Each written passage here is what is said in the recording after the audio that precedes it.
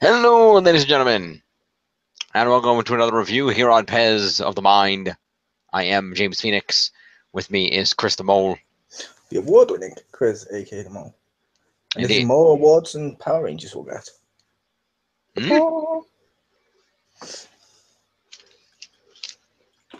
That's not true. It's won a few. It's won a few Kids' Choice Awards at least. Are they really awards? No, not really. They're blimps. Anyway, yes, we are here to. Where's all its Emmys?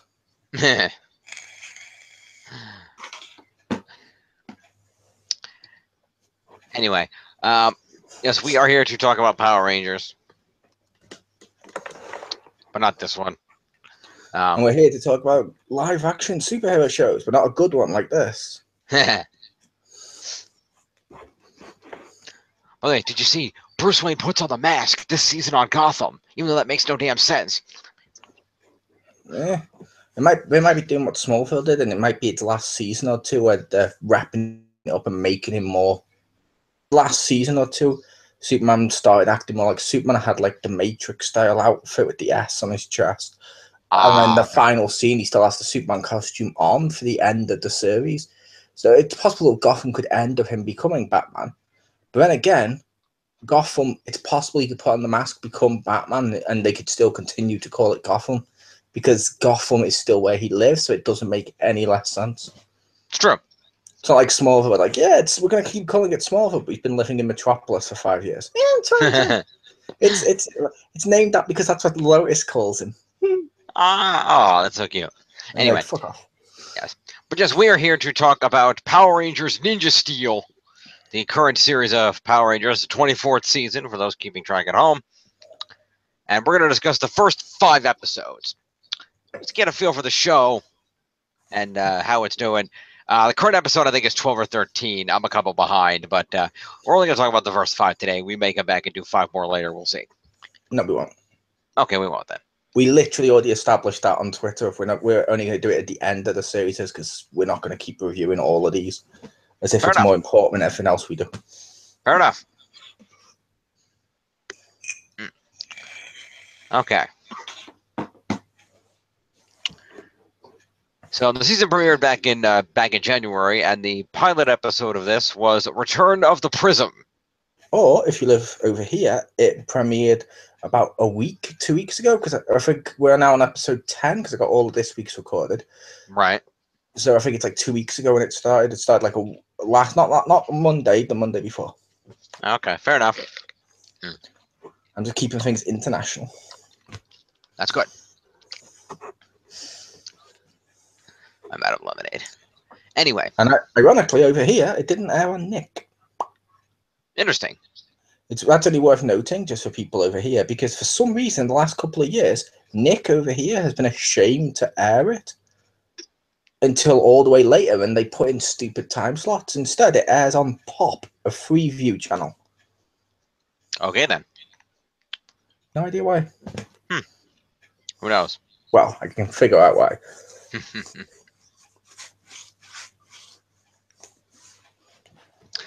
Anywho. Yes, Return to the Prism was the pilot, and interestingly, the opening of Ninja Steel here did take a similar approach to the beginning of the first season of Dino Charge by using the first episode to only introduce a few of the Rangers, and then using the second episode to introduce the rest of the Rangers, rather than trying to cram them all into one. Also, the beginning of this episode reminded me a hell of a lot of the beginning of Samurai. That too, yes. Only with worse acting. Yeah, I'll give you that, yeah. This season, just spoilers ahead, it's going to get a thumbs down at the end. We all know this. It makes Samurai look like an Oscar-winning performance. Wow. It makes Samurai look like Game of Thrones. That's the type of bad we're dealing with here, people. Fair enough. I agree that it's a little mishmashy. I don't agree that it's that bad, but let's take a look. That's why I have this. That you had to give yourself because nobody else would give you an award. To be fair, if you follow the recent movies and Oscars and stuff like that, the best awards are now bought. This is true. Good commentary. You're not wrong. Anyway, yeah, so we open up with Return of the Prism, which begins 10 years ago with an object called the Ninja Nexus Prism crash landing on Earth, being found by a gentleman who is identified as Dane Romero, the greatest ninja master of all time, apparently, and his two sons, Brody and Aiden. A monster attacks them, and the dad sacrifices himself to save the kids. One of the kids, Brody, is taken captive by the aliens, and the other brother is left behind. It's also worth noting, there's been no dinosaurs in this episode at all, which means it must be either in the original continuity or Dino Charge is in the original continuity, and this is a new one. But even Dino Charge has inconsistencies with some of the other seasons. Therefore, they must be still doing the standalone seasons. Which I hope this is a standalone season, because calling him the greatest ninja master of all time, when we had better ones in Ninja Storm, kind of an insult. Just gonna throw that out there. No, you're absolutely right. Hell, freaking Ninja was a better ninja master than that guy. Wouldn't go that far. Okay. Ninja was horrible. As much as I like MMPR, Ninja was horrible. I'm like, oh, I get his name. And even as a kid, I'm just like, I'm unimpressed by this pun. Had a terrible name and a terrible voice, but otherwise, as a character, he wasn't bad. He literally showed up to go, hi, I'm an exposition, and occasionally an extra Zord. Yeah, that's what most mentors do. He wasn't a mentor. Zordon was the mentor. True. Well, he was a side mentor. He did create the power coins. Give him that. Anyway. They instantly got destroyed within a season. To be fair, a season was 60 episodes back then. That's a long time compared to today. So anyway, we cut to 10 years later, where we see the boy who was captured by the aliens, Brody, is working as a maintenance man on the large alien spaceship, the Warrior Dome, which happens to, at this point in time, be the stage and hosting location for the intergalactic TV show Galaxy Warriors. Which I'm going to have to stay right there. This is weird. I'm just going to say that from the get-go. It's incredibly weird. I'm not going to go through... Hopefully we're not going through the whole episode. No. All in pieces like that. But basically, the people are just typical bland, generic high school people. And it's not even done in a really cool way, like MMPR or Megaforce and stuff. They're just bland and sort of there with a high school theme. The Powers theme is ninja, and the enemy theme is professional wrestling. I will say, this global force of wrestling is run a lot better than the actual global force of wrestling, but that's neither here nor there. Nicely done. Had to be put in there. It did. That was good. But yes, so we see Brody manage to escape the alien ship with his friend Mac, as well as the Ninja Nexus Prism, and we see him run into two Earth teenagers, those being Preston and Sarah, and we see the three of them retrieve their ninja stars from the Prism in question and become the Power Rangers. Ugh. They escaped and became Power Rangers? Hashtag cancel my alien wrestling network. Ha! Yes. How are we not going to do this? No, it was inevitable. And so what we established is that the Ninja Nexus Prism has been in the possession of the bad guy, and he created this wrestling TV show because it was determined that only a true warrior could pull the ninja stars from the prism, and so the baddie Galvanax set this show up to try to find such worthy warriors. And of course, he had no luck, but a bunch of random teenagers, of course, are pure and worthy of pulling them out. Yes, which I make the case, if you're going to do the Power of a High School thing, their lives need to be a lot more interesting. Mm-hmm. So they are relatable if you're going to put them in that setting. If you're doing the ninja theme, if you want to run with that, they should have some sort of base like Ninja Storm or Samurai and stuff like that. And if you're doing the wrestling as enemies, it should tie into the other ones. Like it should have been the theme should have been warrior like that. Those enemies would have made more sense for Dino Charge because they were warriors from different eras. So it's like, oh my god, all the warriors have got together. Boom. We can do this. Or even Mystic Force, we had knights and wizards and stuff. They would have made maybe a little bit more sense, but I preferred the enemies we got in that for the theme, if that makes sense. Like, the enemies don't match the theme at all. The theme of the powers doesn't match what anything. No, it's horrible. It's like they just threw shit at the wall and hoped something would stick.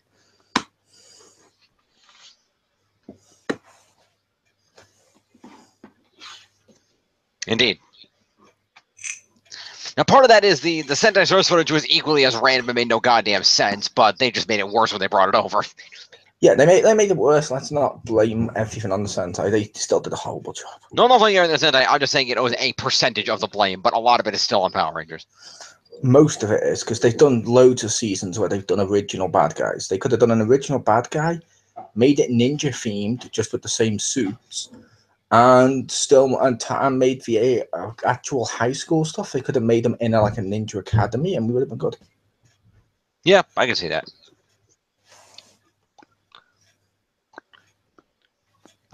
So at any rate, the pilot establishes the first three Rangers: Brody the Red Ranger, Sarah the Pink, and Preston the Blue. And it also establishes Brody's friend Redbot, who is an automaton. Oh god, yeah. Who basically looks like a version of the Megazord or the Zord. It's weird. It's stupid. Yeah, that's how they play that off. Is it? Oh, Brody's Zord is that because it looks like his friend Redbot. Because the Zords are supposed to be all things that they like, or something like that. So it's a clever explanation for the randomness of the Zord themes. Which, I'm sorry, if it's things they like and it's teenagers, their Zord should be a lot more either badass or sexually. Yeah.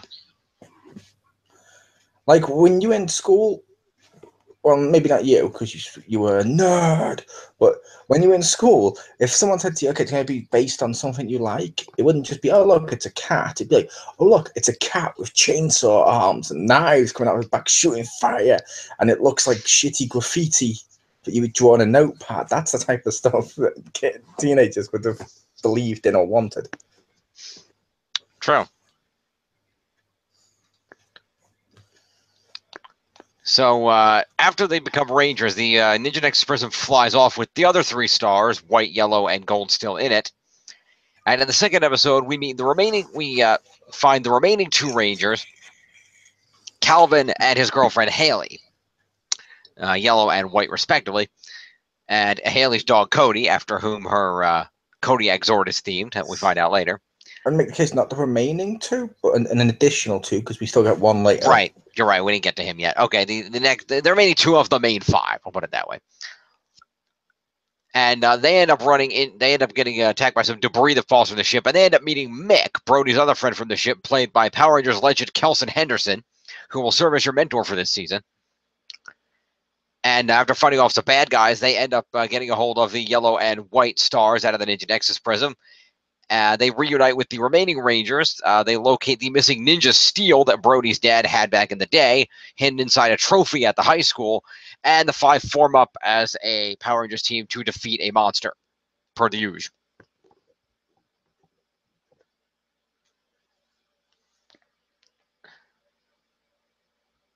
The monster also grows, and they are able to access their Zords and form the Megazord for the first time to take down the monster. I think they did the Megazord. It was a regular Zord. They didn't Megazord up in this one. I don't think. No, I don't think they. No, I don't think they brought up the Megazord in this one. I could be wrong though.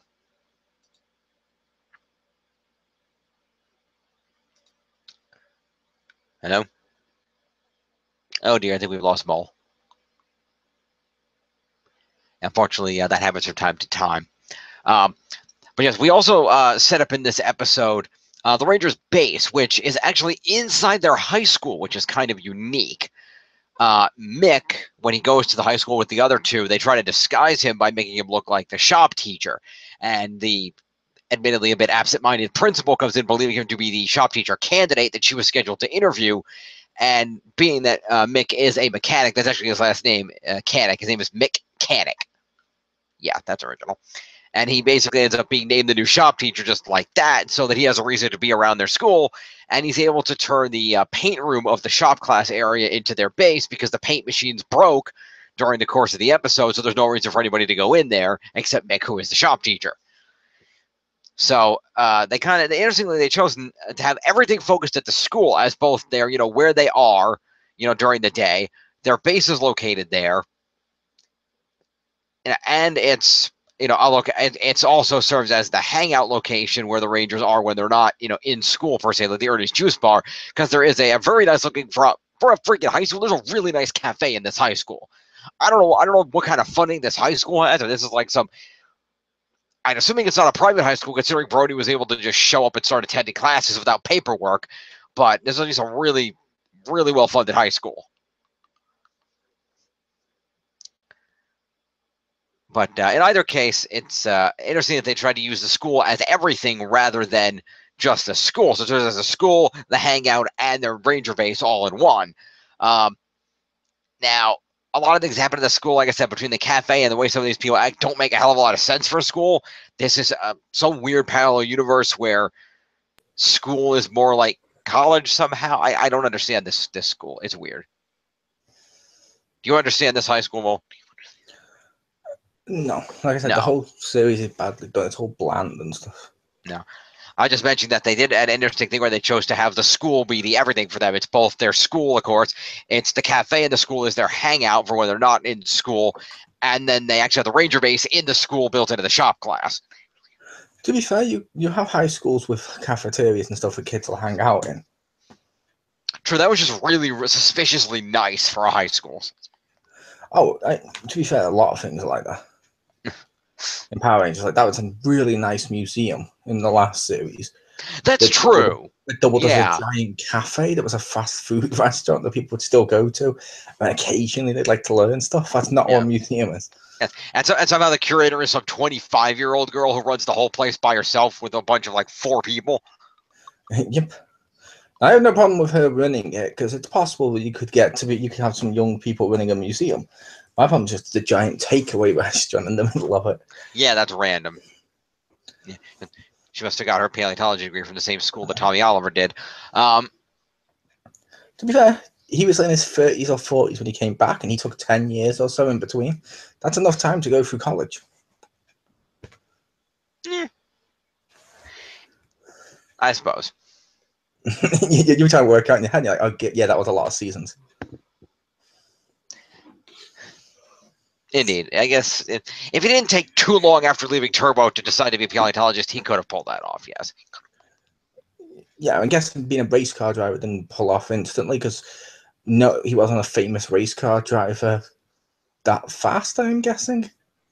Yeah. So anyway, after the first 2 episodes established all the Rangers, we also established the villain team, which is, of course, main villain Galvanax. We established Cosmo, who is the host of the show that the aliens watch, and then also Madame Odious, which is an interesting choice because the character of Madame Odious was actually a male villain in the Sentai, but due to some feminizing mannerisms and things, it was chosen to make that character a female villain for Ninja Steel. Was it actually feminizing stuff? Because it looks like some of it might be new footage to make her look more woman. Could be. I'm not sure. I heard some point somebody said that some of it was a little feminized, but I didn't watch a Sentai, so I don't know for sure. Yeah, but I will say I like doing this. She's probably my favorite of the villains at the moment. Yes, she's definitely clearly the best villain. Probably the only part of the show I actually like at the moment. That's fair.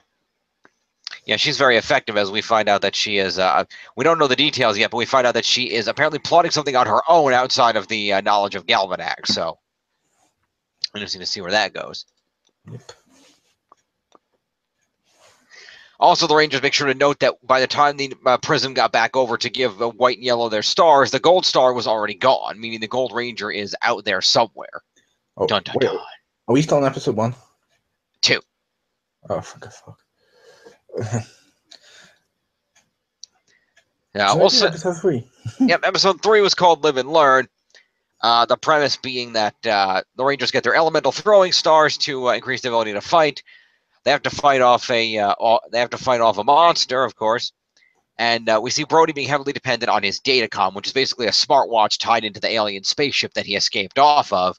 He becomes overly dependent upon it, and Mick has to give him a mentorly lesson that, you did a lot of stuff by getting us off the ship, finding the stars, everything else without the need for that thing. You don't need that. The leadership is inside you, and he realizes it. And the Rangers are able to defeat Skullgator is the villain. Spinferno, and then a Skullgator, and they manage to defeat the villains. And Brody learns a lesson. And we also established the goofy.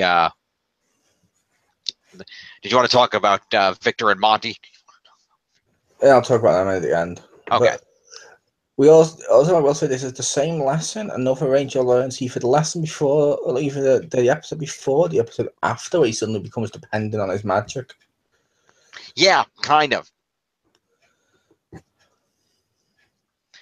Yeah, that is the next one. Presto Changeo episode 4, where Presto goes through a similar journey when we find that the Ninja Stars have enhanced abilities that are quote unquote native to the Rangers themselves. In Preston's case, he's an amateur magician, so he gains actual magic, like a Mystic Ranger. And he starts trying to use it for personal gain, only to find out that when he does, it kind of goes haywire on him.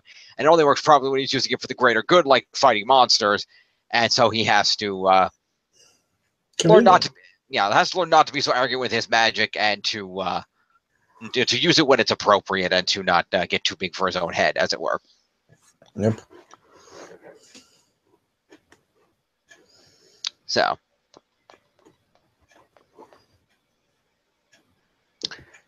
and then the last one we're talking about today, episode 5, is called Drive to Survive, which is our Yellow Ranger Calvin themed episode, where we find out that despite the fact that Calvin is rather obsessed with the very nice large yellow truck that he drives around in, which is also the inspiration for his Zord, he doesn't actually know how to drive. His girlfriend Haley is the one who's been driving his car to get him to and from school, and he's a little scared of the driving thing, so he has to overcome his fear of his inability to drive and learn how to drive in order to save the Rangers using a motorbike later in the episode. Which is one of those bullshit things that's designed to try and make it more three-dimensional, but it doesn't. Because literally, you remove this episode, and based on him liking his yellow car and stuff, and you see him later on driving, you wouldn't have guessed, he had to overcome something to learn to do this. It's true. The Rangers also gain the first new Zord in this one, being the Green Elephant or Rumble Tusk Zord. Yep. So those are the first 5 episodes. There are some recurring elements. Of course, the Rangers unlocking new things, learning things about the powers and what's going on. Mick is incredibly knowledgeable about the powers, having studied a lot of things while he was on the ship, which makes him a great mentor, because he's able to both give them information from legends that he's heard about the Ninja Steel and this and that, while also, one thing that we haven't seen from a lot of mentors recently is he's able to actually give advice. Granted, it's advice for things that the Rangers shouldn't have to, overcome because they just show up in that one episode. But, he gives Brody this fun lesson of pointing out to them, hey, you didn't need the datacom for all this, or... we've seen that recently. We have? Gosei gave advice to people.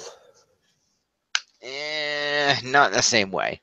He did in this way. Like, in some of the episodes where they had to learn stuff, he'd give them the same types of lessons. Yeah, but the difference is Mac does it by making them realize it on their own, not outright telling them stuff. He goes through and he'll give it a fictional example or something, or he'll go through there's some examples in later episodes where he'll go to an extreme or something to demonstrate an extreme version of the point that he's trying to make in regards to what's going on, and then making the Ranger come to their own realization about their flaw or about whatever's going on. Whereas Ghost is more direct, just about, don't worry about this, you have this inner strength, blah, blah, blah.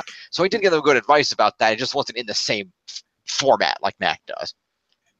Yeah, his is more the roundabout way. It's the same destination. Yeah, Mac is more the Mr. Miyagi type of mentor. And I'd say Gosei was better. Which is fair enough. Gosei was a good mentor. Just like the robot in that was better than the robot in this. Fair enough. I like the little Johnny Five. Or Wally. Yeah, Tetsu was fun. Also running through the episode, we meet the bulk and skull of the season, which is almost an insult to call them that. And 2 characters called Victor and Monty. Yeah, not really. They're as funny as Bulk and Skull. And Bulk and Skull were funny. In season 1. Yeah, well. Season 2, 3, Zeo, Turbo, and anytime they've come back. or Balkan Samurai, and They did get to become badass at the end of Space. Give them that. no, Yes. one good moment doesn't suddenly make up for like fucking 3 or 4 years of shit TV. But it was their growth of becoming from bullies to being trying to be police, trying to help people, everything else. They grew into that moment. To becoming monkeys and suddenly getting this moment out of nowhere. Okay, the monkey thing was stupid because they were considering filming a spin-off, but there's no excuse for bad TV. It's still bad TV. The moment in Space came the fuck out of nowhere because it's not like during the season they gradually were becoming more accepting. It just happened. It's the Austin shaking Vince McMahon's hand moment of that shouldn't happen.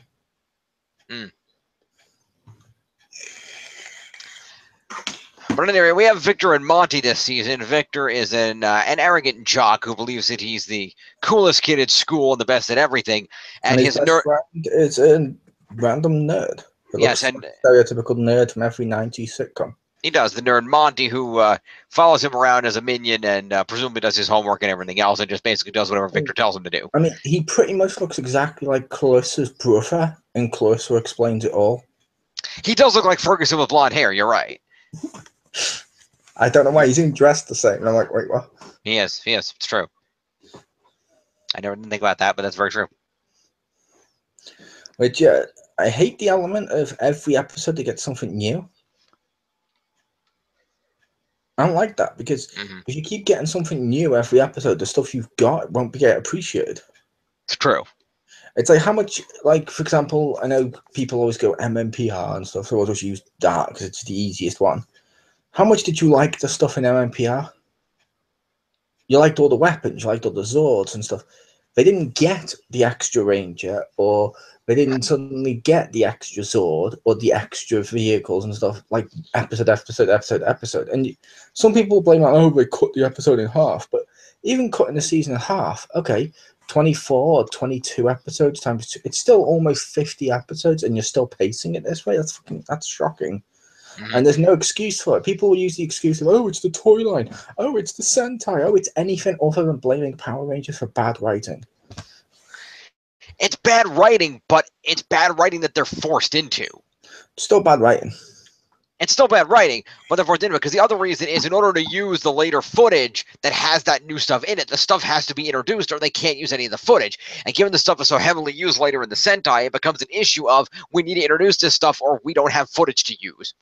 Yeah, but it's still bad writing because the reason I said we can't blame on anything is like if we're reviewing WWE stuff, we can't suddenly go, oh, well, it's okay because the networks wanted this stuff. It's okay because the sponsors wanted this stuff. No, we will insult it because it's bad, period.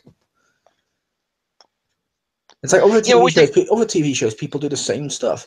Even if it's something where it's like, oh, they need to introduce this for a toy or they need to do this because of this. People will insult it. But with Power Rangers, it's an excuse. It's a crutch for bad writing, and I don't like that.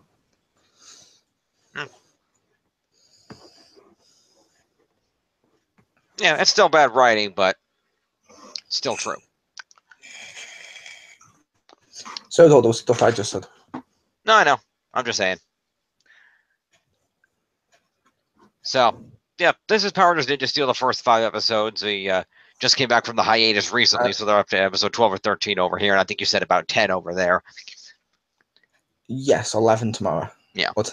Yeah, tomorrow. Yeah. So, if you're interested, it's on Nickelodeon here. Pop over there. We haven't.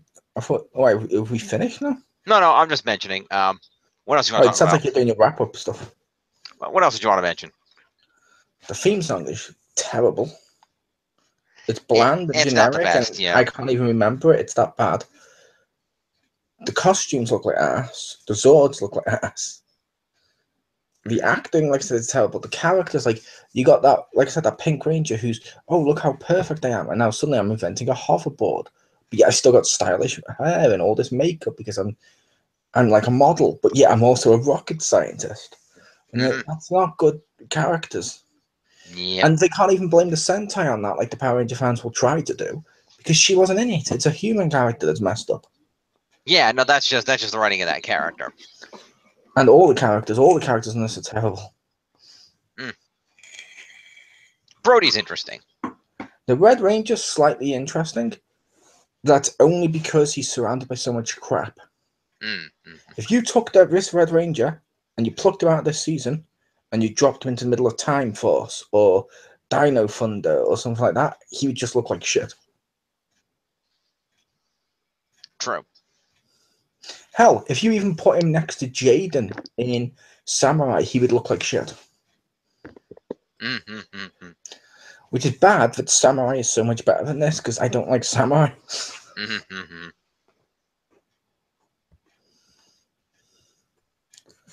But was there anything you wanted to talk about? Also, we covered it. We talked about Victor Monty in the episodes. I will say I really do like Mick as a mentor. Like I said, I like what he does. Where he does these kind of right about having the Rangers kind of come to their own realizations about the lessons rather than just spitting it out. It kind of makes them have to learn and think about their mistakes and realize it. So that's kind of really cool. And I think Kelsey Anderson does a great job as the character. I think he's certainly the high point of the season thus far from what I've seen. Victor and Monty aren't that good. They could have done better with that. I think the school is incredibly nice for a random high school, and I don't know how they had that level of funding when it's clear their principal is incompetent because she just hired Mick on a whim, not even checking his identity, and that Brody was able to just walk in and start attending classes with no paperwork and no background whatsoever. Yep. Like I'll also say, like the best Vulcan Skull of Power Rangers isn't Vulcan Skull. Who is it? It's Cassidy and her friend on Dino Thunder. Devin, they were good. Because they were interesting, they were funny, and they actually had some really cool storylines, like when she was dating Ethan and all the other stuff, and then Invisible Tommy's behind them in a date, which was hilarious. But they actually had depth to them, as well as just the shitty slapstick stuff. Yes. Which none of the other ones tend to have that. Even Vulcan Skull, they didn't have anything going for them. They just suddenly were like, oh, we don't have depth, and suddenly one morning it's like, we're going to join the police department. We're cops now. Oh, okay. Where was the build-up? Were you slowly becoming good? Well, it was less of that. It was more like, so one of the reasons they did that is because it went from them being bullies to we want to find out who the Power Rangers are, and then it went from, trying to find who the Power Rangers are to let's become police so we could solve other mysteries. Yeah, which I make the case, it was so random because they were still bullies while they were looking to find out who the Power Rangers were. Kind of, but not nearly as much. And there were some high points too. There's the time where they saved that baby carriage that was running away down the hill, and a couple other good things they did here and there that showed that there was goodness behind them. They just had to overcome their bullying tendencies, and they were able to do that and realize that hey, we could do some good stuff too. We put all this effort into trying to find out who the Power Rangers are, and we're able to accomplish so much. Let's use that initiative for good, and serve the police department and later the detective agency. Yeah, but the problem is they save a baby carriage, which to be fair, anyone would have done that because no one's that evil, and if they are, they wouldn't be in this series. Even Zed on Power Rangers would stop a baby carriage. Like Nadira saved it and had a better moment saving a baby. But Evil Tommy would have let the kid die. Probably not. But with Vulcan Skull, it's a case of they did that. Then the next episode, they're going ha ha and laughing at the Rangers when they're in human forms and bullying them again. It didn't stick. Whereas Cassidy, you saw her slowly become nice and work her way up to the final. Which that's character growth. Just inserting stuff randomly and then ignoring it the next episode is not character growth. Fair enough. The Zords are really random. I did like the clever idea of, we have to explain random Zords. Let's tie it to being things that they like. Like, Preston likes magic, and he uses a dragon theme in his magic act so he can have a dragon Zord. Brody's just because he has his Redbot companion, so it looks like Redbot. The Yellow Ranger looks like the truck he drives. The White Ranger has a Kodiak Zord like her dog, so on and so forth. No, so, I will say the Megazord in dragon form is cool. It is very cool. It's just not in its other forms. Yeah. But in dragon form, it looks really cool. I like that. It's like a unique looking Zord. I'm like, oh, it's cool. Yeah, I always thought that Zord looked really weird with the red bot in the center, like in a chair. That was a really bad Megazord design. Mm-hmm. And the Pink Rangers, of course, is a speed train that looks like her hoverboard, because I guess she likes speed, I guess. To be fair, she kept mentioning in the first episode trains randomly. That's true. She did do that. in the most awkward way possible that everyone looked at as normal conversation. Mm-hmm. Like, that was so ham-fisted.